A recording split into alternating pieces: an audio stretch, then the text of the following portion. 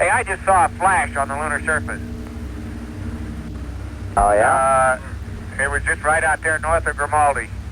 Just north of Grimaldi. You might see if you got anything on your seismometers. Although a small impact probably would give a fair amount of visible light. Le premier cercle de l'enfer, chez Dante, c'est les limbes. Une attente éternelle, un vide éternel, un néant sans fin. Le supplice d'être privé de Dieu. Et un tel endroit existe réellement, pendant que tous les personnages historiques que nous connaissons vivaient puis mouraient intrants sur Terre, pendant que les guerres se succédaient, sans relâche sur notre planète, que les catastrophes naturelles frappaient pas le monde, que tous les grands événements de l'histoire se déroulaient que l'on écrivait d'innombrables livres et tournait tous les films imaginables. Sur la Lune, il ne se passait rien. Essayez simplement d'imaginer un lieu plongé pendant 2 milliards d'années, dans un vide total, un silence absolu. De rares météorites venaient parfois heurter la surface, et même ces impacts étaient parfaitement silencieux. Ici, il ne règne pas seulement le calme, le son lui-même n'existe pas. Puis, après 2 milliards d'années, un objet s'approche enfin de la Lune. Il descend lentement vers la surface et s'immobilise à quelques mètres du sol. L'appareil glisse parallèlement au relief à la recherche d'un endroit où se poser.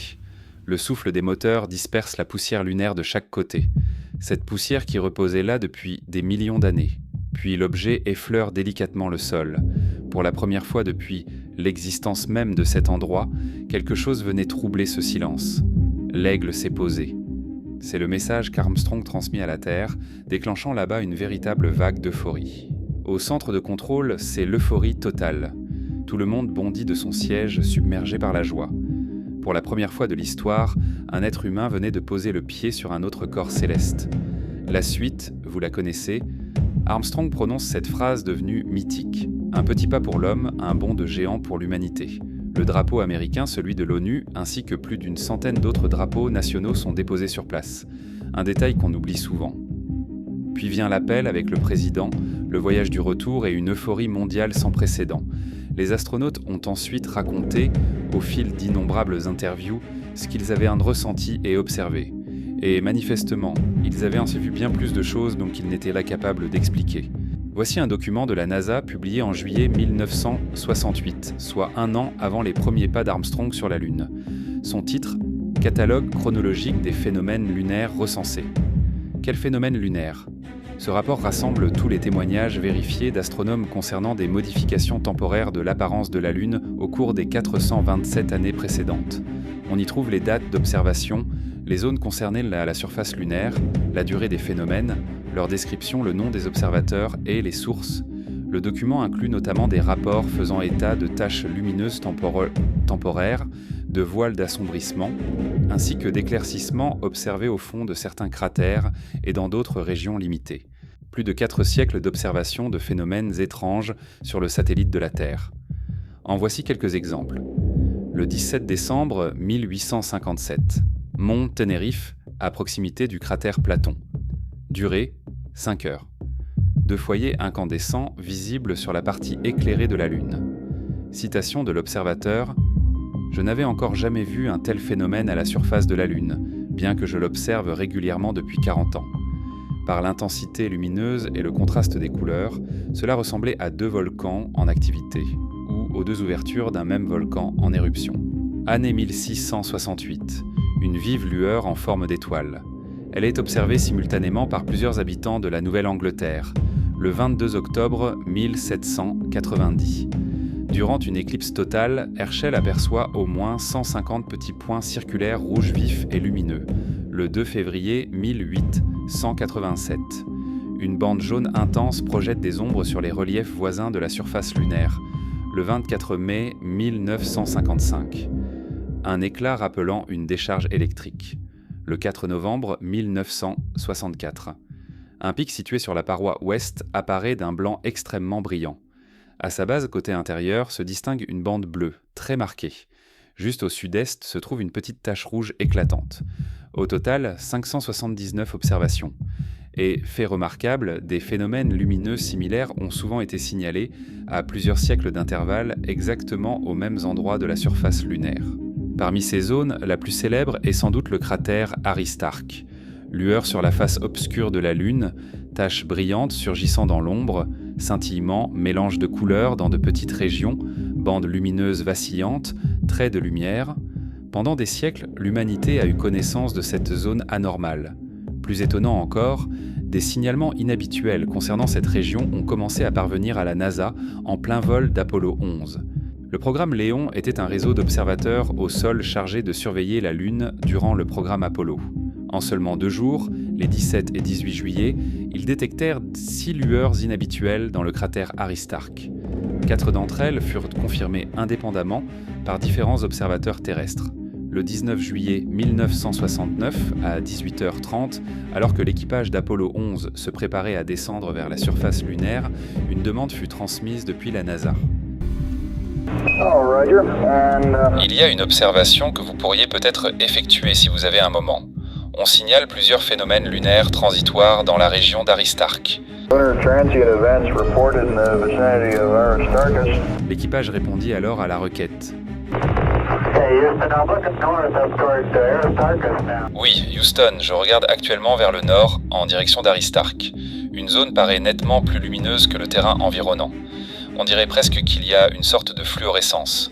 Le cratère est visible et toute la région autour semble extrêmement brillante. Neil Armstrong, alors en orbite autour de la Lune, confirmait donc lui aussi la présence d'une lueur, TLP, phénomène lunaire transitoire. Ce terme fut justement utilisé pour la première fois dans le catalogue des phénomènes lunaires publié en 1968. Winifred Sotel Cameron, chercheuse à la NASA, consacra de nombreuses années à collecter les témoignages liés au TLP. Dans un article publié en 1977, elle explique avoir analysé plus de 1400 observations, les avoir classées, regroupées selon différentes causes possibles, sans parvenir à une conclusion définitive. Pourquoi la Lune se met-elle parfois à briller de différentes couleurs ? Et si ces phénomènes ont une origine naturelle, pourquoi n'observe-t-on rien de comparable sur les autres planètes ou leurs satellites ? Autre détail fascinant, parmi les 1400 observations recensées, environ 70% se concentraient toujours dans les mêmes 12 régions de la surface lunaire. 12 zones anormales où, siècle après siècle, les êtres humains ont affirmé avoir vu quelque chose d'étrange. Zone 12. Le cratère Tycho, nommé en hommage à l'astronome danois Tycho Brahe, il mesure 85 km de diamètre. En son centre se dresse le pic de Tycho. Observation du 6 décembre 1940. Une étrange lueur apparaît sur le bord ouest du cratère. Le 14 juillet de la même année, faible luminosité laiteuse. Des marques irrégulières et lumineuses sont visibles dans l'ombre. Zone 11. Le cratère Posidonius. Ancien cratère d'impact baptisé d'après le philosophe grec antique. Son diamètre atteint 95 km. Observation du 7 avril 1821. Le cratère ne projette aucune ombre. Le 24 avril 1955, un bref éclair blanc est observé au nord de la mer de la Sérénité, à proximité de Posidonius. Zone 10. Le cratère Kepler, jeune cratère d'impact particulièrement lumineux situé dans l'océan des tempêtes. Observation du 5 février 1884. Une lueur est visible dans Kepler. Le 7 février 1949. Une lumière blanche apparaît près du cratère. Le 7 novembre 1954, un point très lumineux est aperçu juste derrière la paroi orientale. Zone 9. Le cratère Copernic. Âgé d'environ 800 millions d'années, il possède un diamètre de 93 km. Le 30 mars 1889, apparition d'une tache noire. Le 29 octobre 1966, apparition d'une tache rouge. Vous savez, la Lune possède réellement un grand nombre de particularités, disons assez troublantes. Des particularités dont les amateurs de théories du complot se sont emparés avec enthousiasme. Certains affirment que la Lune serait un satellite artificiel, voire un gigantesque vaisseau spatial. D'autres prétendent même qu'elle serait creuse à l'intérieur. Évidemment, aucune de ces théories ne résiste à une analyse sérieuse. Pourtant, il est vrai que certains aspects de la Lune ont longtemps intrigué les scientifiques. D'abord, sa taille paraît étonnamment grande. En théorie, un satellite naturel ne devrait pas représenter près d'un tiers de la taille de sa planète. Habituellement, les satellites sont beaucoup plus petits. De plus, la présence même de la Lune et ses dimensions ont joué un rôle majeur dans l'apparition de la vie sur Terre. Elle provoque les marées, stabilise l'inclinaison de l'axe terrestre et influence de nombreux cycles biologiques. Tout cela semble presque trop parfait pour être une simple coïncidence. Les scientifiques répondent simplement que oui, c'est inhabituel, mais que l'univers regorge de phénomènes improbables. Autre étrangeté, la Lune nous présente toujours la même face, comme si cela avait été conçu exprès. En réalité, il s'agit d'un phénomène appelé verrouillage gravitationnel. La Terre et la Lune ont fini par synchroniser leur rotation. Un tour sur elle-même correspond exactement à un tour autour de la Terre. La Lune est donc stabilisée gravitationnellement par rapport à la Terre. Son centre de pression et son centre de masse ne coïncident pas parfaitement, ce qui la pousse à osciller et à se réaligner constamment. Les conspirationnistes sont également fascinés par une autre particularité. La face visible de la Lune ne ressemble absolument pas à sa face cachée. Pourquoi observe-t-on autant de grandes taches sombres d'un côté et presque aucune de l'autre ? Pourtant, un phénomène comparable existe aussi sur Terre. Autre point troublant, la Lune résonne comme une cloche.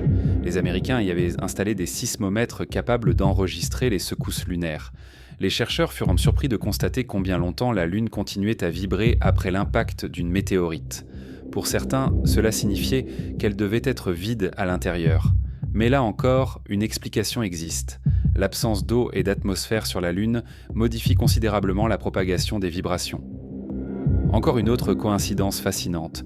Depuis la Terre, il est possible d'observer des éclipses solaires totales. La Lune recouvre presque parfaitement le Soleil. Le Soleil est pourtant environ 400 fois plus grand que la Lune, mais aussi à peu près 400 fois plus éloigné de la Terre. Une précision qui semble incroyable. Là aussi, les scientifiques ont une explication. Cette situation n'a rien d'immuable. La Lune s'éloigne progressivement de la Terre à une vitesse d'environ 4 cm par an. Dans le passé, elle apparaissait donc beaucoup plus grande dans notre ciel. En réalité, nous avons de la chance de vivre à une époque où les éclipses totales sont encore possibles. Nos descendants, eux, ne pourront probablement plus assister à ce spectacle. Comme vous le voyez, la science parvient aujourd'hui à expliquer la plupart des étrangetés liées à la Lune. Pourtant, certaines énigmes demeurent encore sans réponse. Zone 8, la région de la tête de cobra. Le 28 novembre 1963. Une tache rose apparaît sur le versant ouest. Durée du phénomène, 35 minutes. Le 25 février 1964. Plusieurs éclairs rouges sont observés pendant environ 3 minutes. Zone 7, la mer des crises. Sur la Lune, les mers désignent les vastes zones sombres visibles à sa surface. Celle-ci s'est formée il y a environ 4 milliards d'années. Le 4 juillet 1832, la mer des crises semble couverte de petits points et de traînées lumineuses. Le 10 avril 1965, apparition d'un point lumineux semblable à une étoile. Toute la mer des crises paraît traversée par de brillantes veines de lumière mêlées à des taches éclatantes. Zone 6, rose des petits cratères situés dans la mer de la Tranquillité. Il porte le nom de l'explorateur britannique James Ross, le 18 mai 1964. Une obscuration blanche se déplace à une vitesse d'environ 20 miles par heure, tout en diminuant progressivement de taille. Le phénomène se reproduit. Le 17 juin 1964, observation d'une tache lumineuse mobile. Le 18 juillet, une région brillante se déplace puis rétrécit. Elle apparaît plus grande lorsqu'elle est observée à travers un filtre ambré. Zone 5, le cratère Gassendi. Le 10 juillet 1941, une lumière mobile est observée. Le 12 avril 1966, une brusque lueur rouge apparaît avant de se transformer presque immédiatement en une sorte de brume rougeâtre près de la paroi nord-ouest. Le 30 avril 1966, nouvelle lueur rouge. Le tableau recense 16 observations, dont la majorité concerne d'étranges points rouges inexpliqués. Zone 2, le cratère Platon, ancien cratère d'impact. Le 13 mai 1870, apparition de taches lumineuses décrites comme un spectacle extraordinaire. En 1871, une bande lumineuse traverse le fond du cratère alors que celui-ci se trouve dans l'ombre. Le 31 juillet 1904, un objet brillant et brumeux d'environ 2 secondes d'arc de diamètre est observé au fond du cratère. Le 15 avril 1932, apparition soudaine d'une tache blanche ressemblant à un nuage. Zone 1, le cratère Aristarque. C'est le principal foyer des phénomènes lumineux recensés. À lui seul, il représente 122 signalements, soit environ 30% de tous les phénomènes observés.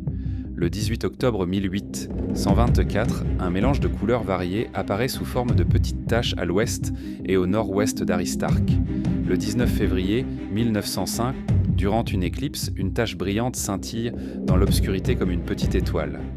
Le 26 novembre 1961, une lueur rouge est observée. Des anomalies sondalandes Sadumali sont également détectées dans les zones rouges et bleues du champ du spectre lumineux. Le nouveau programme spatial Artemis, un nom particulièrement bien choisi d'ailleurs. Les premiers astronautes ont déjà effectué un vol d'essai autour de la Lune. Les États-Unis renforcent une nouvelle fois leur puissance spatiale, cette fois aussi grâce à des programmes privés. Dans le même temps, la Chine développe elle aussi son programme lunaire. Et cela signifie qu'il redevient crucial d'être les premiers. Vous savez, tout le programme spatial ressemble parfois au reflet d'une nature humaine assez brutale. Une nature qui n'a pratiquement pas changé depuis des milliers d'années. Nous continuons à vouloir prouver que nous sommes le plus forts les uns que les autres, à chercher la branche la plus haute, à tenter de nous approprier la plus grosse part du butin pour vivre plus confortablement. Simplement, aujourd'hui, cette compétition se joue à l'échelle de nations entières, et lutter contre cela paraît presque impossible. Tout ce qu'il nous reste à faire, c'est espérer que pendant que les dirigeants cherchent à grimper toujours plus haut, les scientifiques, eux, poursuivent leur travail.